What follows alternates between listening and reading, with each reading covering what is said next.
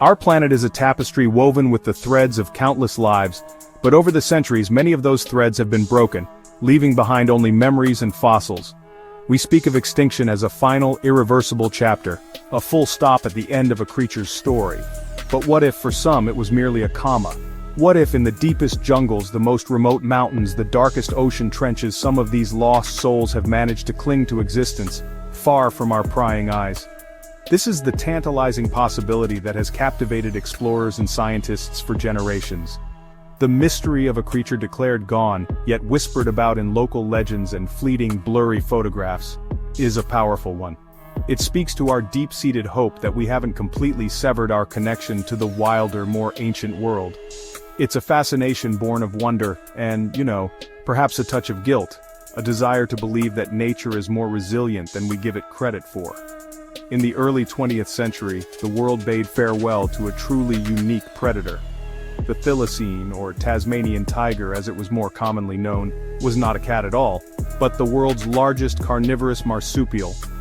With its dog-like head striped back a stiff tail, it was an evolutionary marvel. A silent hunter that carried its young in a pouch.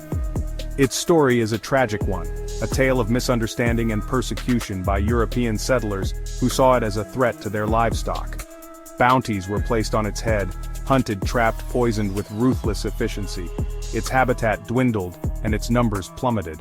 The last known individual, a male named Benjamin, died alone in a concrete enclosure at the Hobart Zoo in 1936. The door had been carelessly left open on a freezing night, and he succumbed to exposure. Just 59 days earlier, the species had been granted official protection, a gesture that was tragically too little, far too late. The book was closed, or was it? In the decades since Benjamin's lonely death, the whispers have never truly ceased. From the dense temperate rainforests of Tasmania to the rugged mainland of Australia, the reports continue to trickle in. Farmers, hikers, park rangers have come forward with stories of fleeting glimpses of a striped, dog-like creature vanishing into the undergrowth. These are not just casual anecdotes, many are detailed, sober accounts from credible witnesses who are adamant about what they saw. It was a bird of such breathtaking size and striking beauty that its sighting was often said to evoke a single startled exclamation, "Lord God!" And so it became known as the Lord God bird. The ivory-billed woodpecker was the largest woodpecker in North America, a magnificent creature with a gleaming black and white body and, in the male, a fiery red crest. Its bill, the color of pure ivory, was a powerful tool used to strip bark from dead trees in search of beetle larvae. Its preferred habitat was the vast, mature bottomland hardwood forests of the southeastern United States. These were ancient swamps, dominated by giant cypress tupelo trees. The woodpecker's very existence was tied to this specific ecosystem, a world of decay and renewal. As these forests were logged relentlessly throughout the 19th and early 20th centuries, the ivory bill's world shrank with terrifying speed. Its specialized diet, and need for large territories of old-growth forest, made it impossible for it to adapt. The last universally accepted confirmed sighting occurred in the Singer Tract of Louisiana in 1944.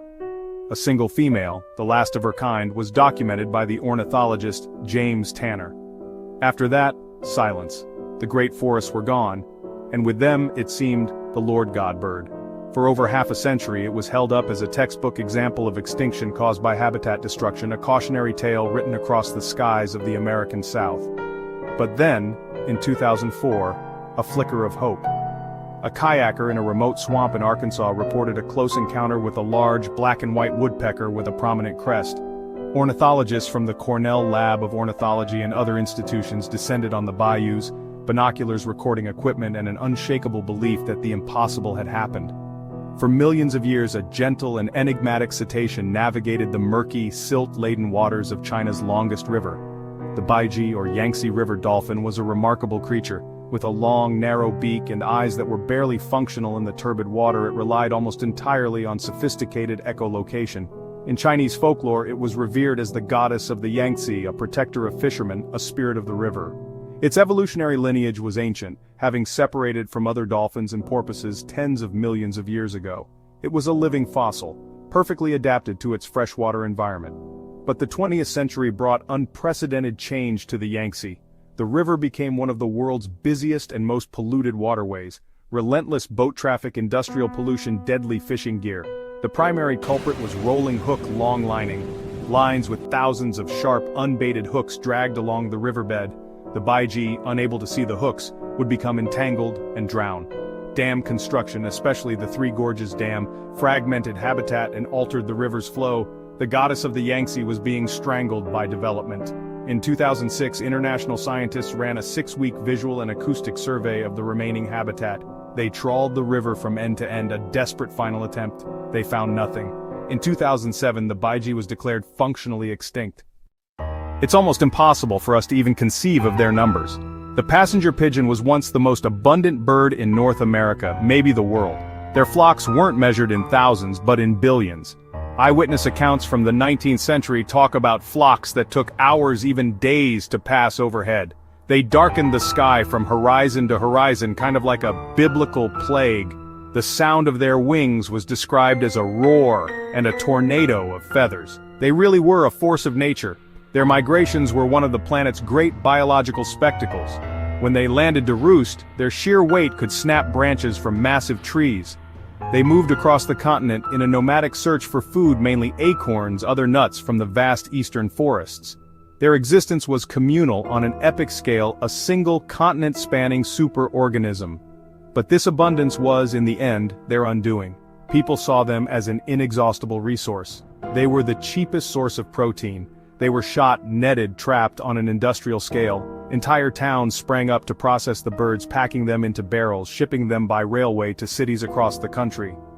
On the densely populated island of Java in Indonesia, there once roamed a tiger. It was a subspecies unique to the island, smaller than its mainland cousins, but no less a formidable apex predator.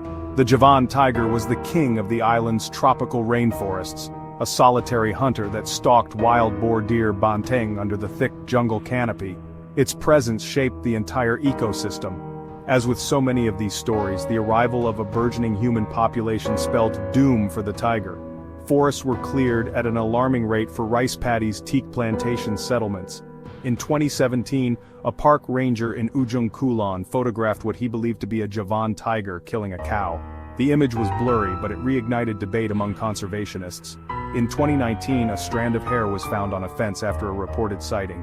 DNA analysis was conducted and the results were tantalizing. Let us now leave the land and plunge into the abyss, into the dark, crushing pressure of the deep ocean. Here we search not for a creature lost in the last century, but for a true monster from a prehistoric age. Carcharocles megalodon, a shark of such titanic proportions that it makes the modern great white look like a minnow. Reaching lengths of up to 60 feet with a bite force that could crush a car, Megalodon was the undisputed apex predator of the ancient seas. For millions of years it hunted whales and other large marine mammals, a true leviathan ruling a global ocean. Its teeth, thick as a human hand, are found as fossils all over the world, from the coasts of America to the depths of the Mariana Trench.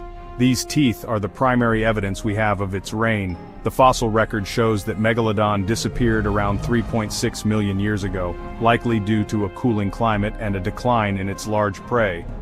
The scientific consensus is clear: Megalodon is extinct. It has been for a very long time. But this is a creature that has captured the public imagination like few others. We travel now to the vast frozen expanse of the Siberian permafrost. This is a land locked in ice, a natural deep freeze that has preserved the remains of an entire ecosystem. And the undisputed king of that lost world was the woolly mammoth, a colossal elephantid, thick coat of shaggy hair, immense curving tusks. These giants roamed in great herds across the northern steppes during the last ice age. Their extinction was a 1-2 punch of a rapidly warming climate that transformed their grassy steppe habitat into forest and bog, and the arrival of a new, highly efficient predator, modern humans. Our ancestors hunted the mammoth for its meat, its hide, its ivory. The last isolated populations clung to existence on remote Arctic islands until as recently as 4,000 years ago, well into the age of the Egyptian pyramids.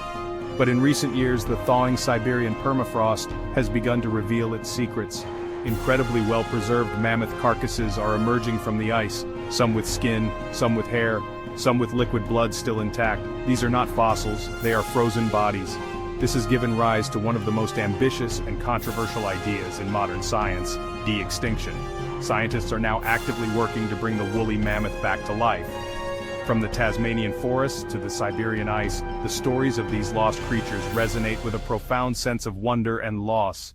They are ghosts in the machinery of the natural world, reminders of a biodiversity that has vanished. The line between what is gone and what might remain is often blurred by hope, folklore, the simple fact that our planet still holds vast, unexplored corners. What do you think? Could the thylacine still be hunting in the dark of the Tasmanian night? Could a megalodon still patrol the abyss? If you're as fascinated by these mysteries as I am, please subscribe and join us as we continue to explore the deepest enigmas of our natural world.